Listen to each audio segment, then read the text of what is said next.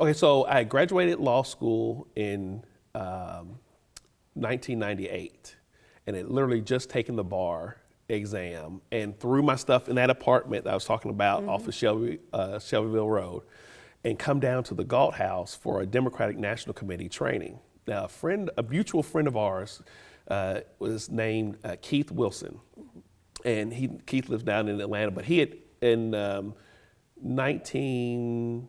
Let's see, this was 98. So I think in 97, in that governor's race where Paul Patton won the first time, I think that's right, 97, no, in 95, in that governor's race, I had met him. And so he had come back in 98 and said, hey, I'm at this conference, but there's somebody that I want you to meet.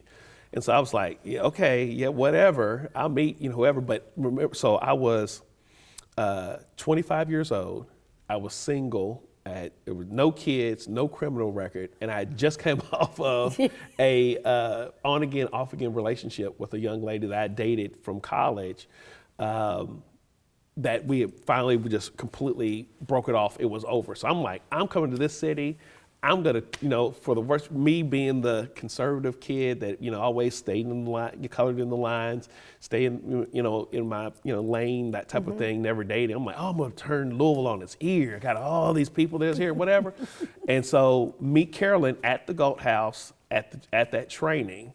And that was where we first, we kind of met, right? And when we first met each other, we didn't like each other because I remember we had this big, long conversation about, it was myself and then Steve Gold, who's a friend of mine from Henderson, Kentucky, who is the county attorney for Henderson. We had gone to law school together. We had come up through the Y program together, played basketball against each other and everything. And Steve was trying to be an instigator and start this whole conversation about, who are you gonna, what type of, political wife should you have if you're a politician and blah, blah, blah. And so let Carolyn tell the story. She was saying, we were having this conversation about, we need, we need to have a wives with pedigrees and this, that, and the other and all this type of stuff. Now, I will say for the record, I was not participating in that conversation. But just was kind of listening because this was the time when Harold Ford Jr. was running for Congress in Tennessee. Down in Tennessee, and he was talking about who he was going to marry and all that type of stuff, whatever. So that's why Carol was like, I ain't paying attention to David, and I was like, well, I'm not paying any attention to you either. So you fast forward to later on, like October of that same year, Carolyn comes back to Kentucky, because she was in D.C. at the time. She was working at the Democratic National Committee. She was already involved. Yeah, she was already involved, and she was the African American Outreach Director. And so she come back to Kentucky because there was a race here. So this was when Fred Cowan was running for county attorney against Rebecca Jackson. And then you had, I want to say Ann Northrup was the congresswoman at the time. And then you had Chris Gorman was running to try to unseat her. And so there was a big attention to that because we were trying to get the seat back from a congressional standpoint. And so when she came back, that's when we started, dating and everything. And so we dated through the campaign. We started dating during that campaign, and it was literally, I remember, so November, the election happens. Carolyn drives back to DC. That was on Wednesday. That Friday, she was back on a plane back here, and we drove to Murray, Kentucky, because my brother was in college down there at the time. It was homecoming, so mom and dad were going to be down there, and we drove to Murray for her to meet my mom and dad. So you got serious. We got serious like real quick, and then she met my grandmother and Cerulean, and which was my mom's, the woman who raised my mom, who I call my grandmother, Augusta Radford, and that's how it, kind of like how it started. She made a good impression on you. She made a good impression, and we dated from '98 until we got engaged in 2000, at the Democratic National Convention in Los Angeles. And the reason why we did it there was because Carolyn, the way she grew up, her mom and dad were married in LA, but then they got divorced and then she moved to Dallas.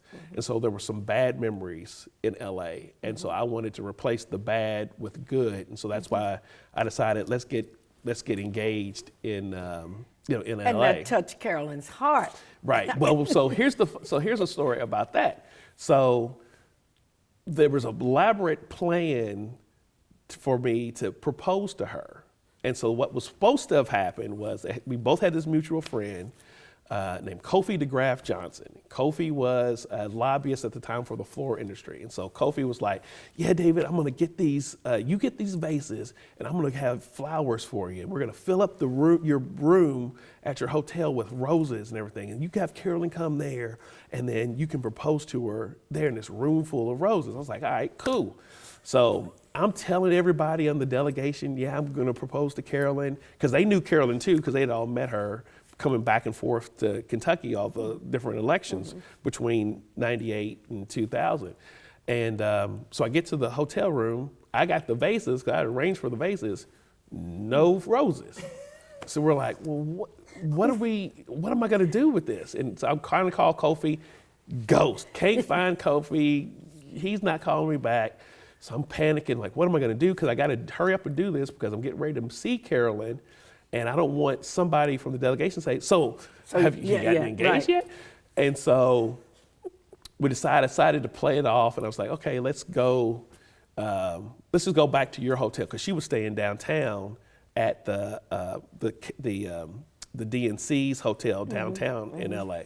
And so she needed to go change, and so I was like, all right, fine, that's cool. So we'll go, and I'll go with you. And so she was in the other room changing, and I had the ring in my pocket, and I'm just sitting in the chair like next to the dresser. And so she changes, and she comes out with her outfit, and she goes, well, what do you think about this? I was like, it's all right, but it's missing something. And she was like, what do you mean it's missing something? This is great. And, and I said, well, it's missing this. And I reach in my pocket, and I pull out the ring. And she goes, is that what I think it is? And I'm like, yeah. And she goes, well, you better get on a knee or something. And so we get down on the knee, and I, formally propose and everything. She says yes. And then we go and we see her friend, Kelly Green, who also worked at the DNC. She lives up in Michigan now. And we go into the lobby and she shows Kelly the ring, and they both start screaming. Well, this is where President Clinton is at the hotel at the start for the convention. Secret Service comes running out into the lobby because you hear the screaming. And we have to say, no, everything is fine. And we just got engaged. And so that's how we met. And that's how I proposed. A very political engagement. A political engagement. And you got married in what? In Rockville, Maryland, at the Strathmore Art Museum on April the 28th of 2001. A very political wedding. A very political all your wedding. DNC. Our DNC friends and everything like that, and everything. And now Carolyn and David Tandy have 3 children. kids. And tell us, I know your children are just fabulous. I tell you, all are like Michelle and Barack Obama. But give us your babies' names and how old they are now, and they're Tandys. That's right. So Kennedy's our oldest, and she is 14 at the time of this taping. So she's 14. Avery is our middle daughter, and she is 10. And then Solomon is our son, and he is 8, about to turn 9 in May. And so what's interesting, Kennedy just won the president of the Secretary General, which used to be President of the General Assembly, what I had. So she just won the office that I held for the Kentucky United Nations Assembly. She just won it at her conference just like last week. And so, which was the same position my brother held. He won it after I did.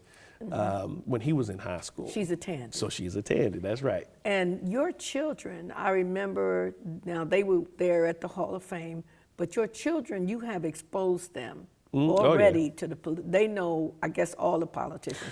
I think I saw them with Michelle Obama. Oh yeah. So Kennedy was a baby, like months old, when we went in 2004 to the DNC convention in Boston, which was where Barack Obama gave his speech and kind of put him on the national stage. So she was there for that. Then we took the girls. We took the girls, well, let me fast forward. So then 2007 comes around, Avery's born, and then that's in November of 2007. Carolyn gets the call in January of 2008 that that's then Senator Barack Obama wants her to run his primary campaign in Louisville, excuse me, not in Louisville, but in Kentucky. And so Avery's like 2-3 months old, and I've got the 3-year-old and the 2-month-old, and I've got them, and while Carolyn's running his race, and then Solomon comes along, and Solomon is born in 2009. So like she is pregnant with Solomon when we go to the inauguration in DC. So Solomon was there. Yeah. So he was in DC when he got sworn in. So they all, the only president they've really known or grew up was Barack Obama. And so the girls got to meet the First Lady, Michelle Obama, when she came here for a rally. And I remember Kennedy, going up to her and asking her, okay, now, will you come to my school to speak? And so the First Lady then says, well, only if you tell the kids at school to eat your vegetables. And so she's like, okay, well, I'll go do that. And then Avery was like, I want to say she was like 2 or 3 at the time or something, but she was talking, and she tells the First Lady and says, well, I like your dress, because Avery's the fashionista that she is. That was her. And then Solomon, they grew up going to the White House for the Easter egg roll, and so that's what, they were just like, that's what we do, yeah. And Carolyn was also, she ran the legislative office for John Yarmouth for many years. That's correct. And so that was where, actually, so Kennedy was the one, it was a funny story about with Kennedy. So she was, I would say like 2 or 3, and walked up one time, and we were campaigning for John at the time. So that was in 2006.